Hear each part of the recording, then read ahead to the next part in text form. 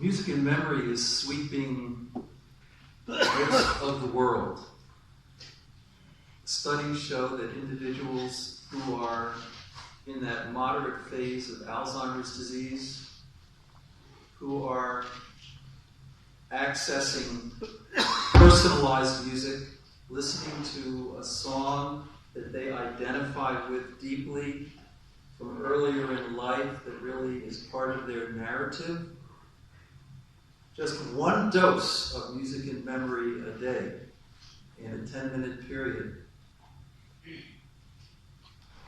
decreases the use of novel neuroleptics and all behavioral medications by 70%. The government of Canada has made iPods available to all people diagnosed with probable Alzheimer's disease from coast to coast. The state of Ohio, California, 15 states in the United States now are pursuing this. And many nations around the world, from Australia to Japan, find that this is the most meaningful intervention ever for the deeply forgetful. Years ago, at Case Western, one of my colleagues, Peter Whitehouse, had discovered the so-called cholinergic hypothesis that the depletion of acetylcholine in the hippocampus was at least related to Alzheimer's disease. And a whole generation of pharma came along, cholinesterase inhibitors, that would boost up the amount of acetylcholine. But all that did was provide a little bit of word-finding advantage to people very, very early on in the diagnosis, and then it would fade. It also gave a little more attentiveness to tasks. And so instead of drinking one sip of water and then wandering away, you might have 3. But that was it. There was no effect on the overall decline. All the hype about a world without Alzheimer's disease evaporated. And indeed, on a scale of 1 to 10, if 10 is a very effective drug, let's say that insulin for the treatment of diabetes might be a 9.5. The available drugs for Alzheimer's are probably a 0.05, less than 1. I would put this up at about a 7 or an 8. There's no drug that can bring people back into their story, into their narrative, into their continuing self-identity. It does not exist. Poetry can be helpful. For many years, I've worked with the Alzheimer's poetry organizations, reading well-known poems, Robert Frost's The Road Less Traveled, to people with dementia. They will chime in, and they will come back into themselves emotionally. They will become who they are. There are many interventions that are of great use. In New York, there's a big choir called the Unforgettables that's launched out of NYU. They do performances around the city. It's caregivers and their beloved, deeply forgetful spouses or parents singing together in a choir. Indeed, this kind of intervention is so effective that some of the very good neuroscience journals are now talking about rementia, not dementia, but rementia, not to overstate it, but a slight recovery of capacities, of communicative capacities and emotional presence through the use of personalized music. So I'm a believer in using our moral imaginations to ask ourselves, what can we really do to connect with the deeply forgetful? It's an important question because, for example, in 1939, Nazi Germany began a program called Tiergestrasse 4 in Bonn, where several psychiatrists, over a year and a half, took 70,000 individuals out of asylums. About half of these individuals, it has been shown by historians, had probable Alzheimer's disease, or at least dementia syndromes. The others were developmentally, cognitively imperiled. And they left them to freeze out at night in the cold snow, in the vats of ice water. This was where the hypothermia experiments got started. And note, these were not Jews, these were not people of color, these were not discriminated against groups. These were, if you will, pure blood Aryans. They would be brought back into the asylums, and they would be warmed up at different temperatures, in hot water, in hot glowing air, to see if they could be brought back to life, which of course they couldn't. And the Nazis' justification for this was that they wanted to know at what point it would become futile to send rescue teams into the cold, icy waves of the North Atlantic to save downed pilots. Well, the German people reacted to T4, and those very same principal investigators went straight to Dachau and Auschwitz, and they continued the hypothermia experiments, perpetrating them on Jews and other groups. So how we think about the deeply forgetful, for me, from a fairly young age, has always been the test of the moral and spiritual fabric of a civilization.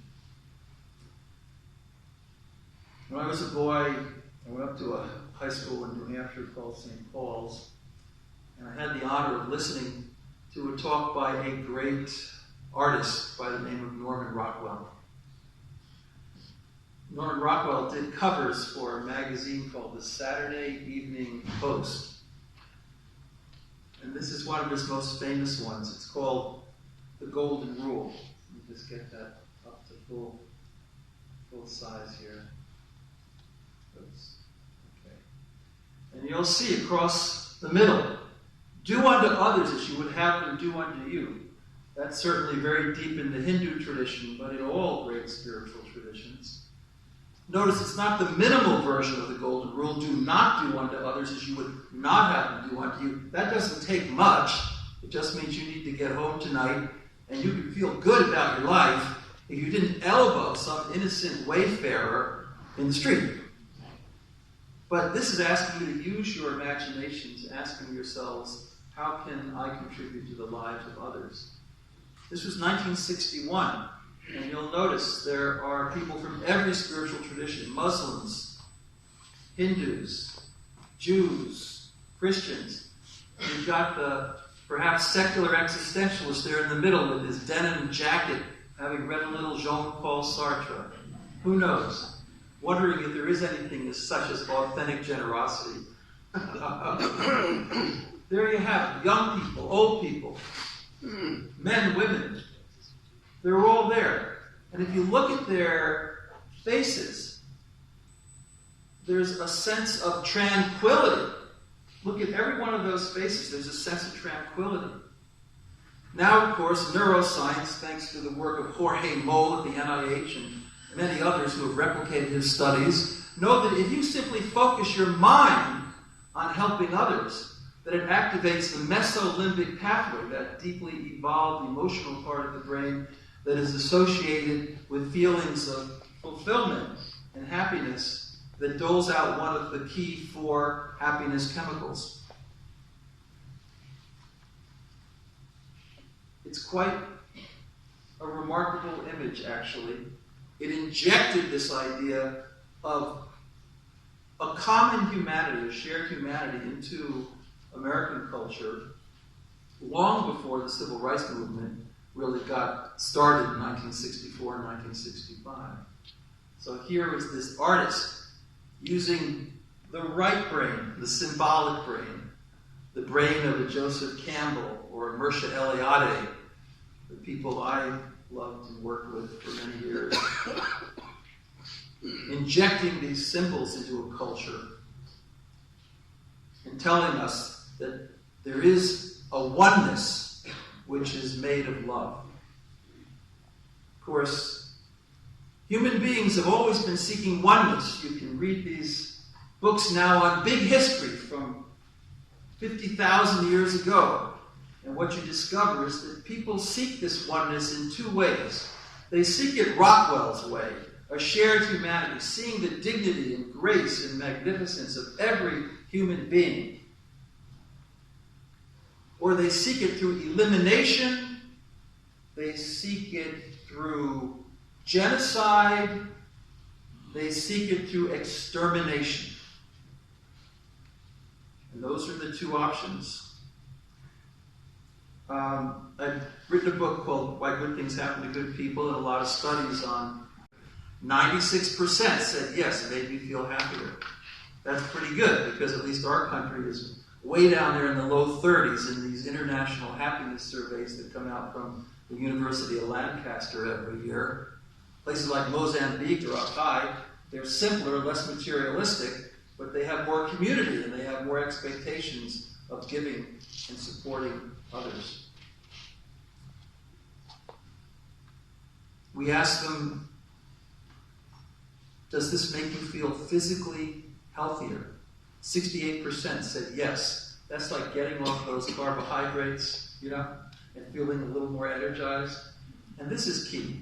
76% said helping others alleviated stress. Think of all the illnesses that are related to stress, from asthma to diabetes to you name it. 76% said it reduced anxiety. And here's a great figure. 78% said it helped them recover from loss and disappointment. In 2012, there was a terrible event at a school called Sandy Hook, a grade school in Newtown, Connecticut, where 20 teachers and 6 teachers and 20 students were gunned down, very young kids. And I was up there poking around and interacting with some people. I know a few folks from Newtown. And here's what I noticed. You could walk into a Starbucks, by the way, and nobody was uttering a word. It was total silence. Everybody was so stunned, so shocked by this massive death. But if you looked on the bumpers of cars and of buses, and if you looked on the windows of the stores and on the doors in the neighborhoods, you know what it said? The bumper sticker said, "We are Sandy Hook. We choose love." We are Sandy Hook. We choose love. Not the love of chocolate, not the love of designer jeans. I'll give you a definition of love that I like to use because it doesn't involve any fancy languages. I think everybody can connect with it. And I borrow it in part from a psychiatrist at the University of Chicago named Harry Stack Sullivan, who was the most successful psychiatrist in world history when it comes to helping people with schizophrenia, because he recognized how much of a social, relational illness it was. He himself, being a wounded healer who had a schizophrenic episode in medical school in the early 1930s. He said, when the happiness, well-being, and security of another is as real to you as your own, you love that person. Think about it. You're looking over the crib of a grandchild, if you got one. You're having a quiet moment with an old friend over a cup of tea at Starbucks. Your Mother Teresa helping poor people in Calcutta. Your Dame Cicely Saunders feeling called to work with people who are dying and founding the hospice movement. Your Jean Vanier working with the cognitively, developmentally disabled. However you think about this kind of love, it's deep. So let me give you that definition again. When the happiness, security, and well-being of another is as real to you as your own, you love that person. Some people, like Gandhi, love Muslims and Jews and Christians. And sometimes when they love everybody, like Rockwell has it up here, including the deeply forgetful, but when they love everybody, not just some small fragment of humanity, but everybody, well, they're a threat to those who only love, in that particular instance, Hindus. So Gandhi was assassinated. Rabin in Israel loved people of every tradition. He was gunned down by a radical Jew. Sadat, gunned down by the Egyptian Brotherhood. Abraham Lincoln, Martin Luther King, Mrs. Bhutto, Malala shot twice. The list is as long as my arm because, again, our goal, our ideal is always to affirm a shared and a common humanity. An exceptionalist love, but regrettably, people get caught up in these very destructive, fragmentary loves that actually tend to depersonalize and dehumanize and even demonize outsiders. So, I heard the term happiness thrown about here over the last day and a half. I just thought I'd begin with this because I think it is the secret. By the way, when I heard Rockwell speak, I was only about 14 years old at the time. That was a while back. He said something that was really interesting. You see the middle of this picture? You walk over here. Can you see this white circle? You see that? Yes? Okay.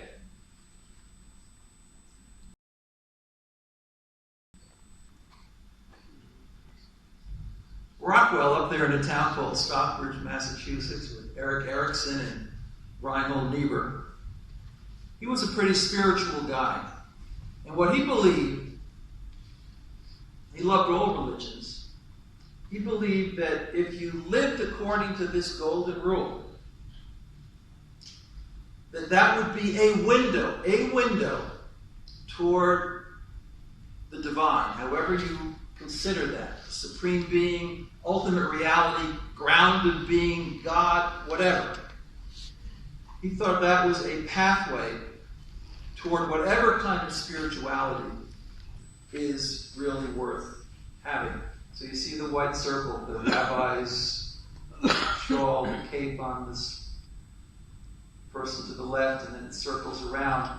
He actually thought that maybe, mystically, that love is like the energy of a light, some sort of mysterious reality that underlies the entire universe, that precedes the Big Bang, that existed before time and before space, and that in fact is the final meaning of life, and it's the only energy that is going to bring us, I think, through a lot of the problems that the world confronts now as a human species.